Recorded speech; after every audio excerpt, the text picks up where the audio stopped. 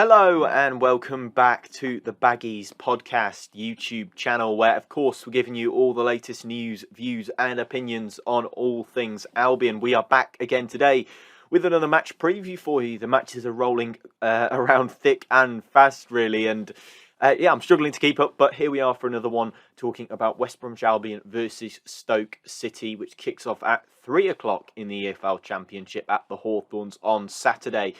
Yeah, it's another big game, I think, for Albion. I think it's, going to be a difficult task, of course, after we've just completed such a great win against Bournemouth.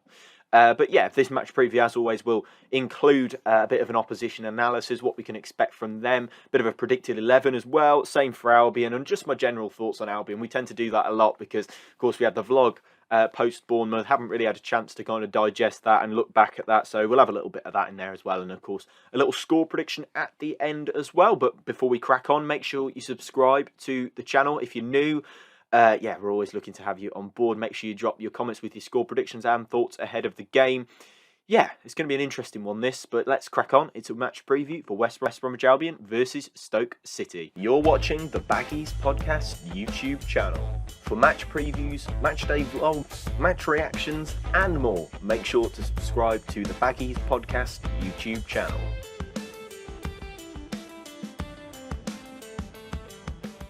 Starting with the opposition, let's go for Stoke City, who of course sits 15th in the EFL Championship after what was a pretty impressive start to the season. You know, people looking at playoffs, possibly automatic promotion for the Potters, and yeah, 2 wins in their last 12 games have meant that they've sort of slid down the table and not been great of late, really. And last game lost to strugglers Reading, who were just outside the drop zone, and I think things just aren't looking particularly great for Stoke at the moment. I thought they might be a one to watch this season, and they were playing some nice football at the beginning of the campaign, but have really started to slip off. And yeah, I think there's been a few murmurs of discontent really amongst the fan base there, and they're not looking the same side that they did earlier on in the season, that's for sure. You know, they were playing some very nice stuff. They looked very comfortable on the ball, and also in transition, especially when they had the chance to press high and pick the ball up high at the pitch. They were certainly up there. So yeah, in some ways it's been a bit of a surprise for Stoke, and they look a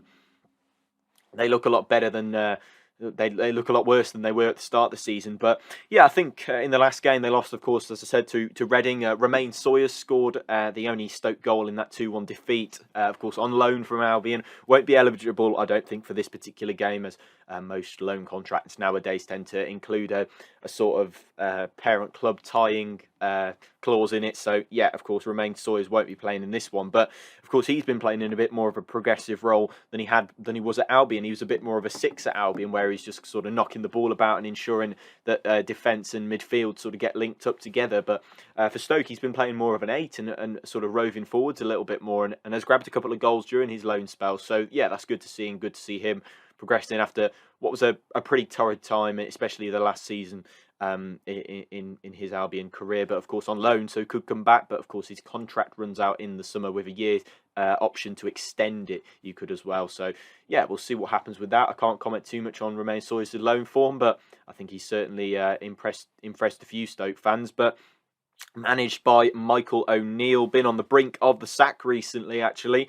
But still remains, for me, the best opposition performance of the season against us so far was Stoke's 1-0 victory against Albion away at Stoke. So yeah, I think that's one of the things for me. I think that their performance was perfect. They got their tactics down to a T, and I think Michael O'Neill coached Valérien Ismaël out of the game, and outthought him really in that particular fixture. So yeah, of course he is under pressure, and rightly so, probably with the poor form and going from such a high position in the league to now what looks like a pretty dim season for them, and another one here in the Championship, really, because you look at Albion and Stoke, really, there's two used to be pretty high-flying Premier League clubs in there, and things look a lot different now to the way they would have a couple of years ago. But their top scorer is Jacob Brown with 10 goals.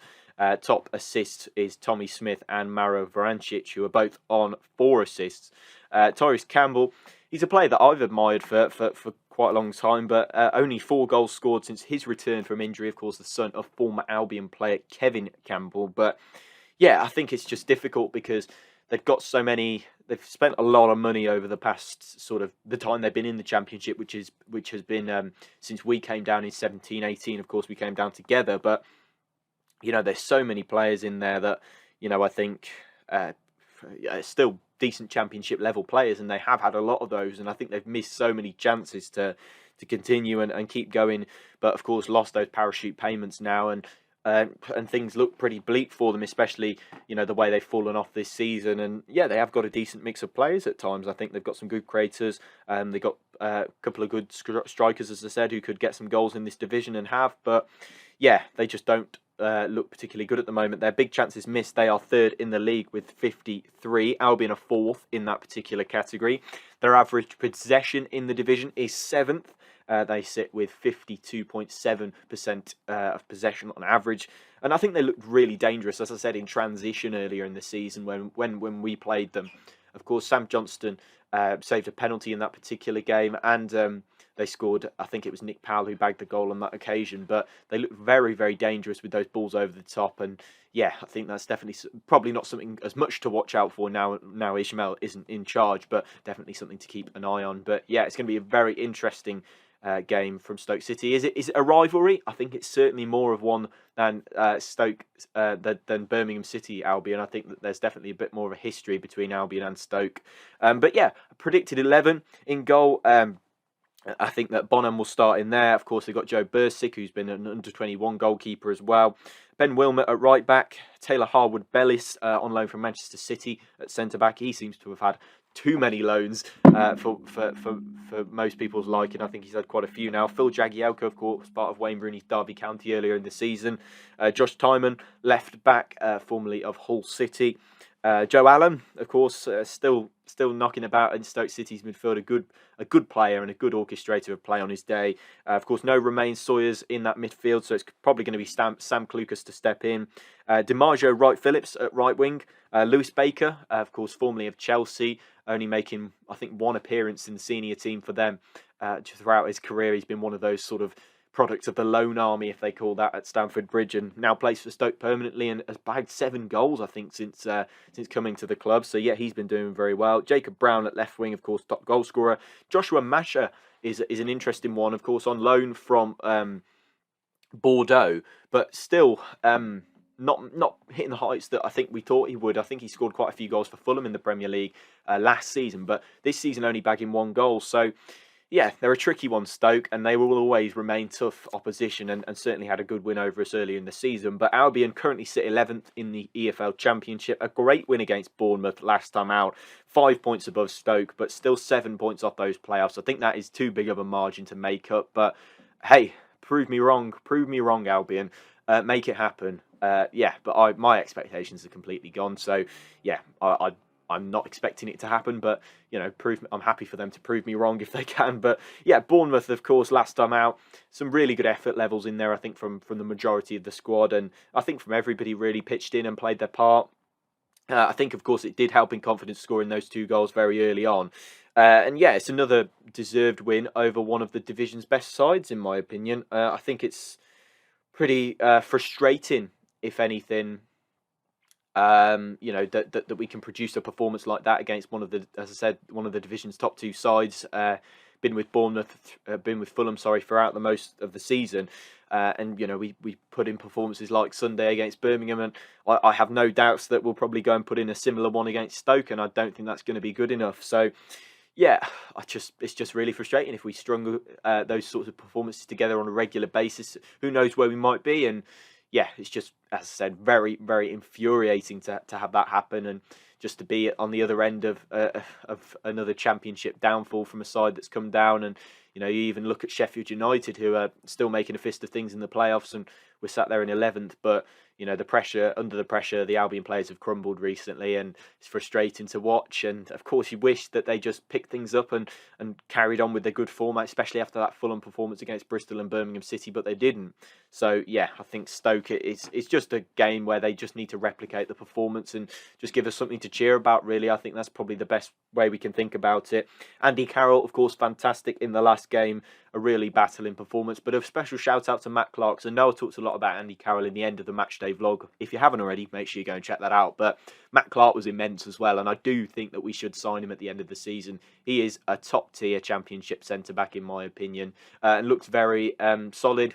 Looks a really good footballer as well, especially on the ball. There's a few turns that he sort of does, and you think a man of his size maybe wouldn't be able to get away with them, but he certainly does. But yeah, as I said, it's just really infuriating to see this run of form just be so fluctuating, and these dramatic swings in results and attitudes from the players is just really, really annoying, because you just think if they produce performances like Bournemouth and Fulham throughout the season, where might we be? But yeah, my predicted 11: in goal, Sam Johnston.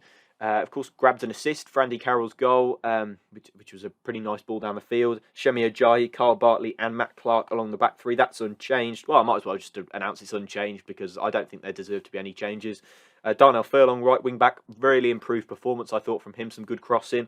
Connor Townsend was a little bit shaky at left wing back, but of course I'm happy to keep him in there as an ever-present, really, so far this season for most of the time.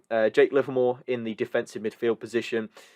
Taylor Gardner-Hickman in centre midfield alongside Alex Mowat, and then Andy Carroll. And I'm going to keep Dean Garner in there. I thought he was perhaps still lacking a little bit of that ability and the sort of confidence that we've seen from him during that Slaven Bilic season, but certainly did do some good things with the ball, and sort of mucked in a little bit in those deeper areas where Andy Carroll was kind of couldn't reach. But yeah, I think it was a really good team performance, and I'm hoping for another one like this tomorrow against Stoke City. But it's going to be a tough ask. They're a good side, and have proved this season that they can get the better of Albion. But I'll go for a 1-0 Albion win.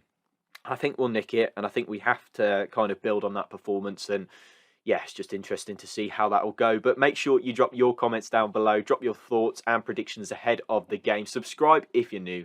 And that's the end of this match preview for West Bromwich Albion versus Stoke City. If you're going to the game, hope you enjoy. Yeah, and hopefully we can pick up 3 points. I'll see you next time. Goodbye.